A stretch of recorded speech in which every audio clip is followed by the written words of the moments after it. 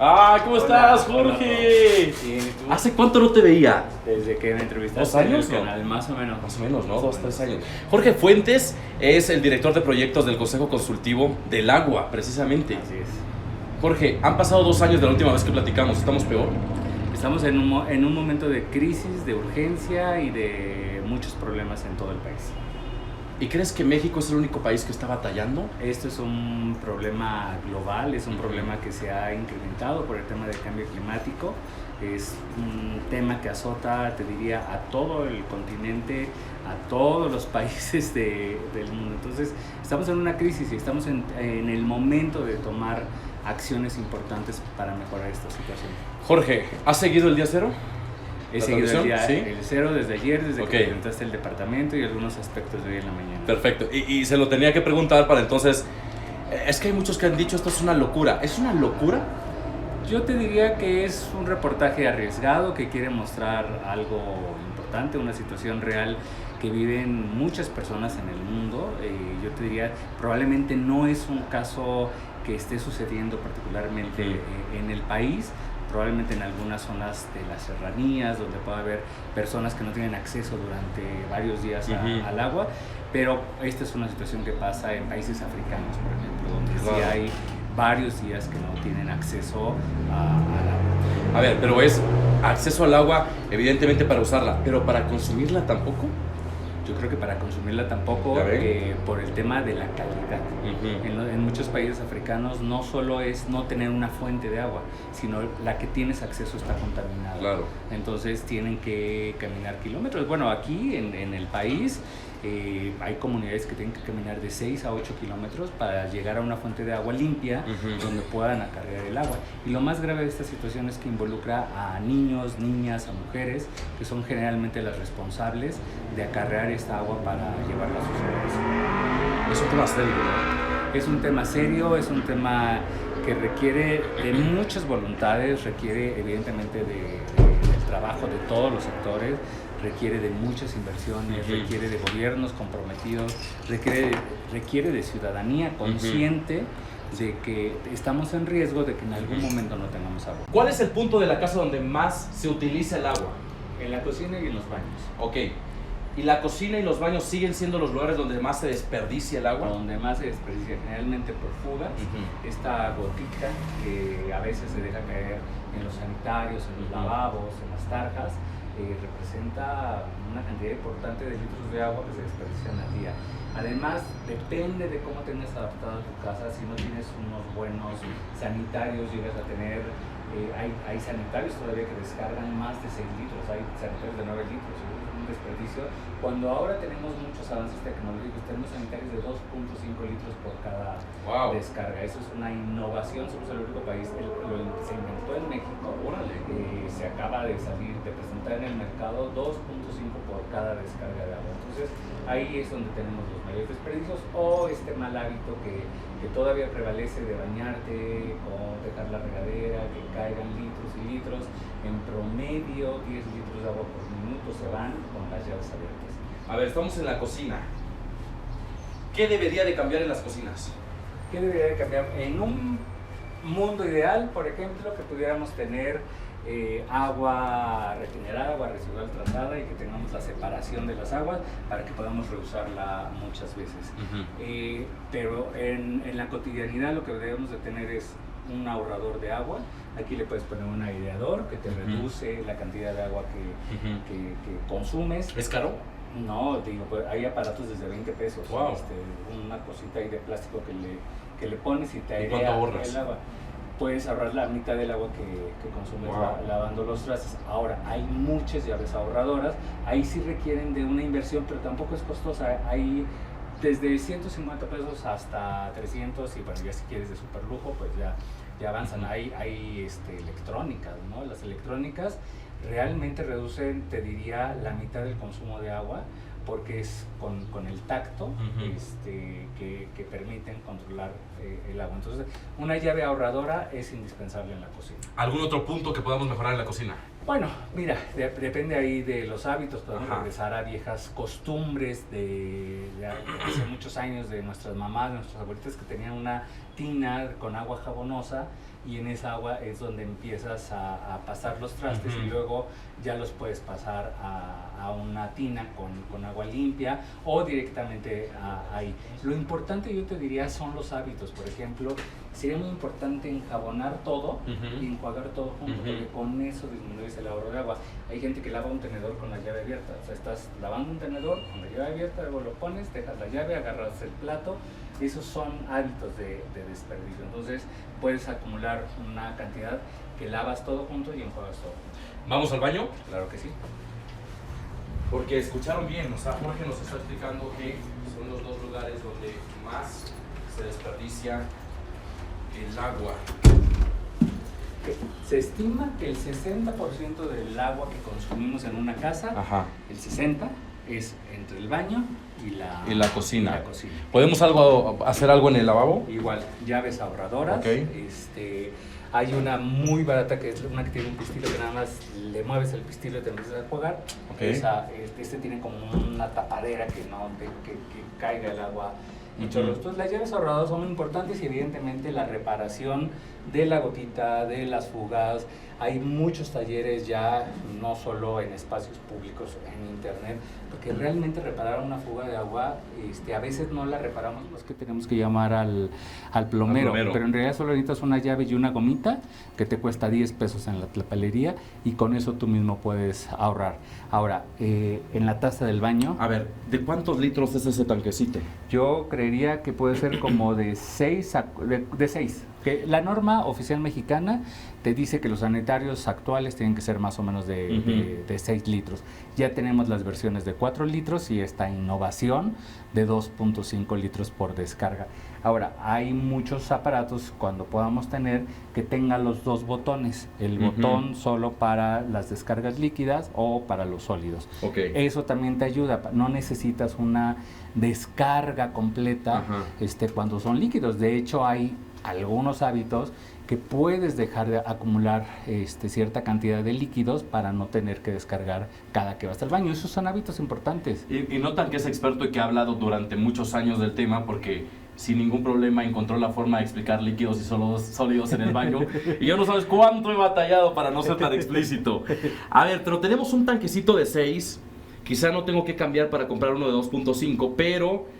¿Cómo hago para que este de 6 utilice menos agua? Lo puedes llenar aquí con este bote que tienes aquí, lo puedes llenar con arena, lo puedes llenar con agua y lo pones, lo metes. Esto genera una presión que hace que tus descargas ya no sean de 6 litros, por lo menos van a ser como de 3.5 a 4 litros, solo metiéndole una botella de 1 litro de agua con arena, con eso tienes una solución práctica, sencilla y que no te cuesta nada. ¿Y en la regadera?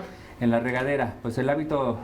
Nuevamente, comprar una regadera ahorradora. Ya hay muchas ofertas en el mercado. Realmente, hace poco alguien me preguntaba, ¿y cómo sé cuál es la mejor? Realmente empieza a probarlas, ya no tienes que invertir mucho dinero. En la regadera, la principal recomendación que todos hemos escuchado, pon una tina, pon una cubeta. Por poner esa cubeta puedes tener 20 litros de agua que de otra manera se van por la coladera, que puedes utilizar, es agua limpia. No me refiero a jabonosa. La puedes llevar a tu tarja para lavar los trastes, por ejemplo, para regar tus plantas. Incluso esa cubeta puedes utilizar para lavar a tu perro o a tu gatito, si lo lavas. Entonces sí acumulas suficiente agua. Ahora, si esa agua ya se enjabona porque ahí la dejaste mientras te estás bañando, la puedes utilizar para lavar los patios, para lavar tu coche, incluso. O sea, esa cubeta de agua jabonosa puede ser la primera que con un trapo, con esta limpias tu auto. Entonces, ahí sí es importante. Llave ahorradora y la tina. Y lo más importante, ponte un reto. Yo lo hago todos los días. Ya tengo como mi técnica de bañado. Lo que dura una canción. Yo pongo una canción y con esa canción es... ¿Pero qué canción? Porque 3 minutos a 4. 3 a 4 sería lo ideal. Realmente no necesitas tener las llaves abiertas todo el tiempo cuando te estás bañando, porque se supone que si te estás lavando el pelo, pues ¿para qué quieres que esté corriendo el agua, no? O sea, te metes la cabeza. Yo así la hago, meto la cabeza, me pongo el champú, le cierro Exacto. y ya, mis 2 minutos de masaje. Y ya luego las vuelvo a abrir y ya me empiezo a jugar. Ya cuando me cae todo el agua, ya tengo el GoPro mojado, le cierro, enjabono lo que use para el cuerpo y así. Entonces con esos hábitos, y sí te da tiempo con una canción. Bueno, a mí sí me da tiempo. Es mi reto así de escoger la canción, o venden unos relojitos de arena o los regalan, que tú lo pones, duran de 3.5 a 4 minutos. Es el tiempo suficiente para bañarte. Además, cuando te bañas diario, cuando no estás haciendo trabajos que te llenas de tierra, entonces realmente necesitas un baño rápido, ¿no? Es como refrescarte, como quitártelo del día, ¿no? Le estoy preguntando a un experto, ¿tú crees, hemos mencionado mucho el día cero, ¿tú crees que ese día cero llegue? Mira, en un escenario muy futurista es posible. Yo te diría que estamos a tiempo justamente de no llegar el día cero. Ahorita que se está hablando del día cero porque el sistema Cutzamala está comprometido, realmente la ciudad en su conjunto no va a llegar a un día cero en este momento. Lo que está comprometido es la cantidad de agua que nos llega del sistema Cutzamala, una afectación a aproximadamente 5 millones de personas, que es muy importante. O sea, esas colonias que reciben el agua del Cutzamala, pues va a llegar probablemente un momento en que o se baja mucho más el agua que les llega o no les va a llegar. ¿Cuándo puede llegar un día cero para la Ciudad de México? La principal fuente de agua que utilizamos está abajo. Es el acuífero en el subsuelo, es el agua que extraemos, ese es nuestro tesoro. De ese tesoro se abastece el 60% de la ciudad, es muy importante. Si seguimos sacando y sacando y sacando agua y dejamos sin agua ese acuífero, ahí sí te diría, tenemos agua como para unos 40, 50 años. Uy. Si seguimos sobreexplotando. Ahora, hay muchas cosas que se están haciendo justamente para evitar eso. Ahorita que tenemos esta crisis en el sistema Cutzamala, se está sobreexplotando. Sobreexplotar quiere decir que están sacando más agua de la que deberían de estar sacando. Estamos sacando 2.5 veces más agua del subsuelo. Y eso sí es grave, eso se tiene que frenar. Ahorita es un momento de crisis y se tomó esa decisión porque es la más inmediata que puedes implementar. Pero tú no puedes seguir con esa política de seguir sacando más agua de la que permites que se recargue, porque ahí sí se nos acabaría el agua para la ciudad. Pero dices 40, 50 años. A ver, Jorge, siendo muy optimista, yo tengo 34 años y si a esas vamos, pues me tocaría ver esa sequía. Sí, ¿no? nos tocaría ver, pero yo confío en que se van a hacer las cosas que se tienen que hacer para dejar descansar pues ese acuífero.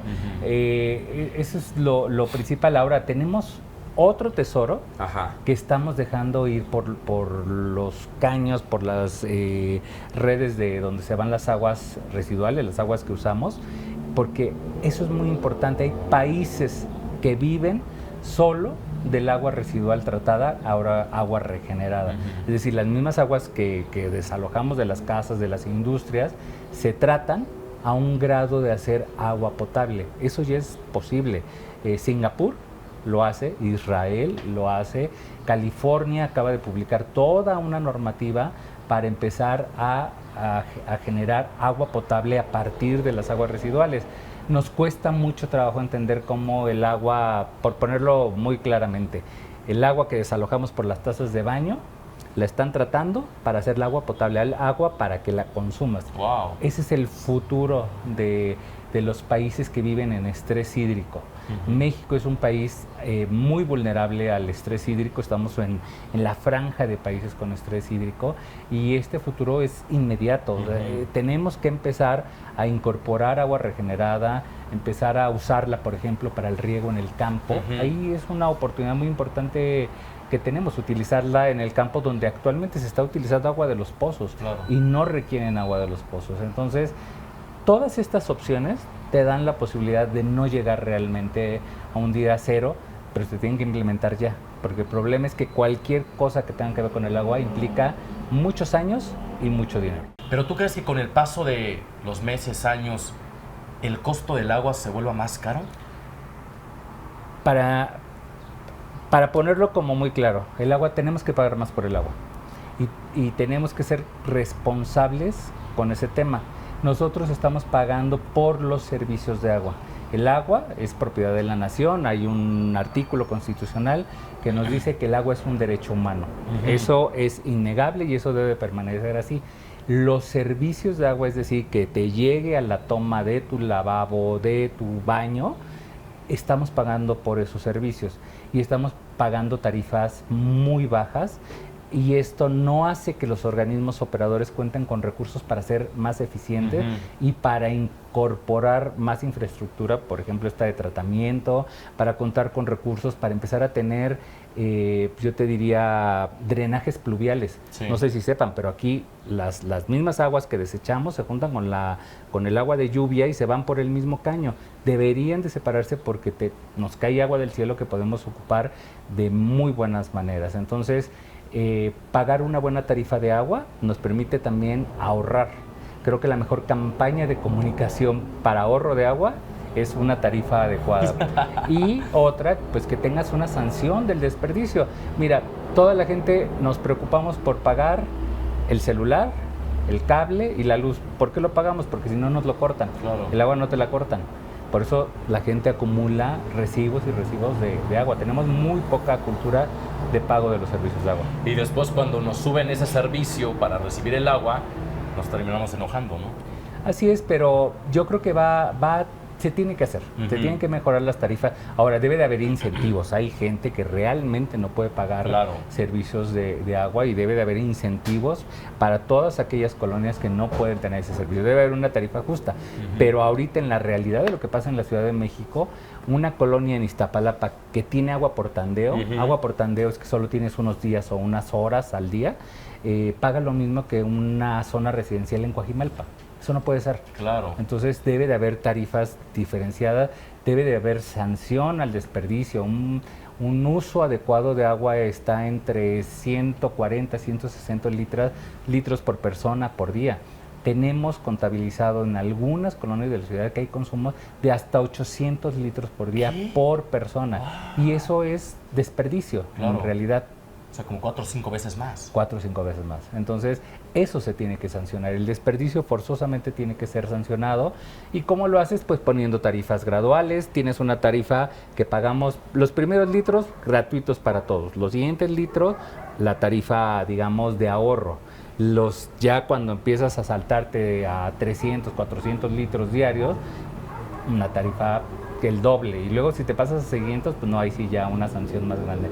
Creo que ahí tendríamos que ir avanzando en eso. El problema es que las tarifas a veces se fijan por agendas políticas y no tanto por mejorar el servicio.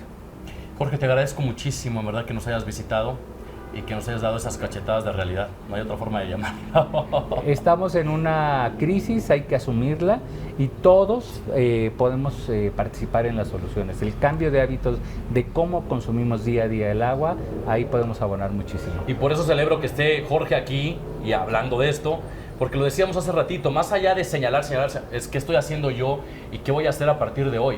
Jorge, ¿con qué mensaje te despedirías antes de salir de la casa del día cero? ¿Qué te gustaría decirle a los millones? La crisis del agua es una urgencia que nos llama a todos los usuarios del agua, a las empresas, a la gente que trabaja en el campo, a la gente que consumimos agua en los hogares. Tenemos que asumir que puede llegar un día cero en algún momento, tal vez no para nosotros, tal vez para las siguientes generaciones. También hay que entender que el problema del agua no es una cosa del futuro, la estamos viviendo hoy, en este momento, en este presente, y cada cosa que nosotros podamos hacer para cambiar nuestros hábitos es una colaboración, es un granito de arena para mejorar esta situación. Y también pensar que hay 10 millones de personas en México que en este momento no tienen agua. Eso nos puede llamar a la conciencia de que es una realidad para 10 millones de mexicanos no contar con el recurso.